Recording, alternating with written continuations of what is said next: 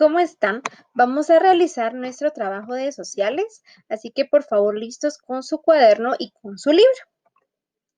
Nos vamos a dirigir por favor al apartado de sociales y vamos a colocar nuestra fecha del día de hoy acá en la parte superior. Colocamos también nuestro título que es La segunda mitad del siglo XX en Guatemala, junto a sus dos líneas de título. Acá como pueden ver yo coloqué estos dos como rectángulos, ¿verdad? Junto a la flecha. Ustedes lo pueden hacer con su regla y si desean lo pueden pintar. Si no, solamente pueden realizar el cuadro, ¿verdad? Para organizar bien cada texto. En el primer rectángulo vamos a colocar los siguientes. Gobiernos militares electos, 2 puntos. Miguel y Dígoras Fuentes, Julio César Méndez, Romeo Lucas García, Efraín Ríos Montt. Coloqué estos 4, ¿verdad? Ustedes recordarán que son más presidentes que estuvieron pues en esta época. Sin embargo, coloqué los más importantes. También una flecha y aquí le coloqué un soldadito, ¿verdad? Como representación de este proceso. Y en el segundo rectángulo coloqué, durante estos gobiernos se desarrolló el conflicto armado interno, una lucha entre la guerrilla y el ejército de Guatemala. Como podemos ver, es la información resumida, ¿verdad? Del tema de hoy. Asimismo, nos vamos a ir al libro, por favor, en la página 343. Vamos a colocar nuestra fecha del día de hoy acá arriba y vamos a leer lo siguiente. La segunda mitad del siglo XX en Guatemala. Subrayamos nuestro título, por favor, y vamos a subrayar el párrafo que voy a leer a continuación. Los finales del siglo XX se caracterizaron por gobiernos militares y el inicio del conflicto armado interno. Lo demás lo vamos a leer, por favor.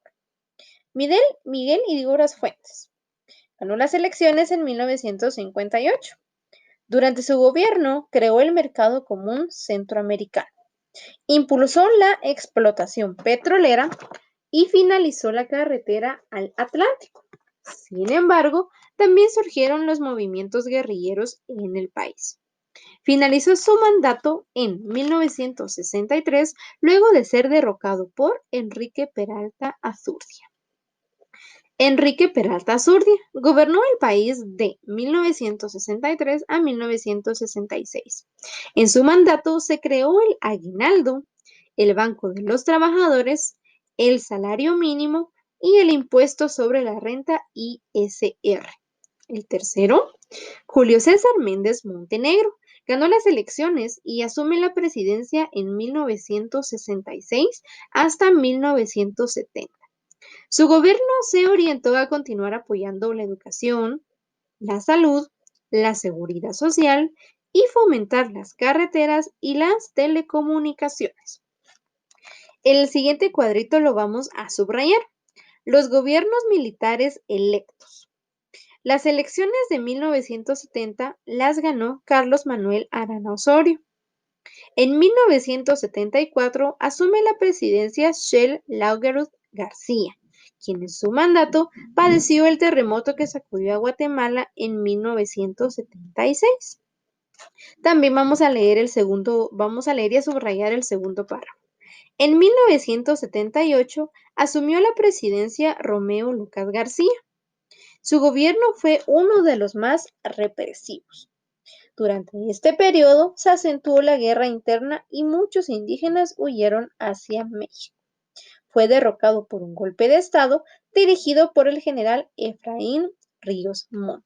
Aquí podemos ver algunos estragos del terremoto que mencionan. Y dentro del dato curioso, ¿verdad?, que nos presenta esta página, dice: el 4 de febrero de 1976, Guatemala vivió un fuerte terremoto que destruyó gran parte del país y provocó más de 20,000 muertes. Si ustedes pueden preguntarle a sus abuelitos o a sus abuelitas si estuvieron presentes en este suceso, ya sea, ¿verdad?, lo del conflicto armado interno o el terremoto, cualquiera de las dos experiencias que tenga, con mucho gusto lo podemos compartir en clase. Nos dirigimos a la siguiente página y vamos a subrayar este personaje. Vamos a subrayar, por favor, entonces, Efraín Ríos Montt. Llegó al poder luego del golpe de estado en contra de Romeo Lucas García. Su gobierno intensificó la lucha contra la guerrilla con el fin de suprimirla. Reprimió a líderes políticos y sindicales, fomentó la creación del Tribunal Supremo Electoral y estableció el impuesto al valor agregado IVA. Hasta ahí vamos a subrayar, por favor. Lo demás lo vamos a leer. Durante su mandato fueron masacradas varias comunidades, como las del departamento del Quiché, por lo que desde mayo de 2013 enfrenta a la justicia guatemalteca, acusado de genocidio y delitos contra los derechos de la humanidad. Es el primer ex jefe de Estado acusado por genocidio en Latinoamérica. Imagínense los antecedentes de este presidente Efraín Ríos Montt. Acá se los voy a señalar, esta fotografía. Seguimos entonces. En 1983, Óscar Humberto Mejía Víctores dio golpe de Estado a Ríos Montt. En su mandato se proclamó la actual Constitución Política de la República. El 31 de mayo de 1985 aprobó la libertad de expresión y la formación de partidos políticos. Su gobierno finaliza en 1986. Vamos a subrayar este subtítulo, por favor, la apertura democrática.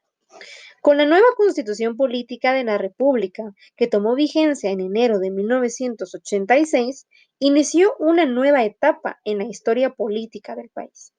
Con esto se da fin a 31 años de gobiernos militares.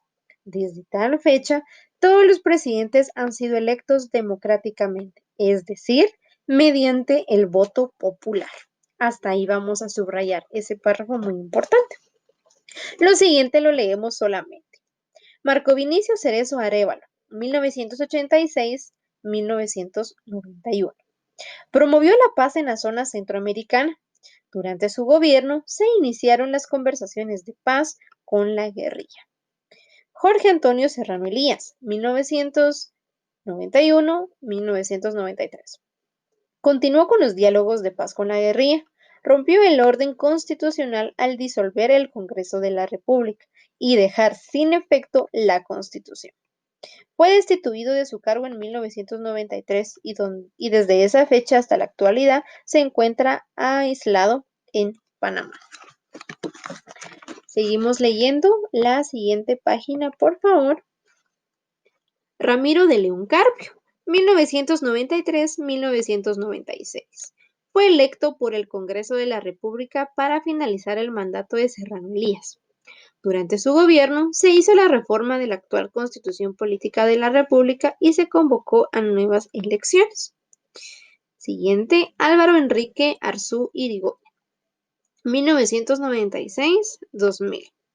Dentro de sus obras se puede mencionar el impulso de la reforma educativa y el desarrollo de obras públicas. Durante su gobierno se firmaron los acuerdos de paz firme y duradera en Guatemala. El 29 de diciembre de 1996, dando fin al conflicto armado interno que causó miles de muertes en el país. Y acá el cuadrito amarillo lo vamos a subrayar completo, por favor. Los acuerdos de paz se lograron con la mediación de la Organización de las Naciones Unidas y países amigos del proceso de paz. Es importante mencionar que las negociaciones entre el Estado y la guerrilla se realizaron en distintos países de América y Europa. Y finalmente, pues vamos a realizar este ejercicio. Escribe las vocales faltantes y descubre una frase acerca de la democracia escrita por el escritor mexicano Octavio Paz. Aquí tenemos algunas consonantes, ¿verdad? Solamente, y que conforman ciertas palabras, y formando las palabras, pues una frase muy, muy importante, muy popular internacionalmente. Acá en la primera les voy a decir, ¿verdad? Es una nación sin elecciones libres es una nación sin voz, sin ojos y sin brazos. ¿Qué significa esta frase? Una nación sin elecciones libres es una nación sin voz, sin ojos y sin brazos. Una nación la constituye un pueblo, ¿verdad? Un pueblo lo constituye un grupo de personas. Nosotros como guatemaltecos en este caso Debemos de expresar nuestras opiniones, lo que a nosotros no nos parezca justo, nuestros derechos y claro, nuestras obligaciones. Entonces, una nación que no pueda votar por sus gobernantes, ¿verdad? En este caso, por nuestros presidentes, que no pueda alzar la voz cuando algo no le parezca correcto, es como si nosotros no tuviéramos brazos, no tuviéramos voz, como que no contáramos, ¿verdad? Esta frase es bastante importante, pues para recordar todo lo que hemos pasado y lo que podemos cambiar nosotros, ¿verdad? Cuando, bueno, no solo cuando crezcamos, sino en este momento para hacer las cosas bien por nuestro país. Excelente, chicos, eso sería todo por el día de hoy. Muchas felicidades y nos vemos en la próxima.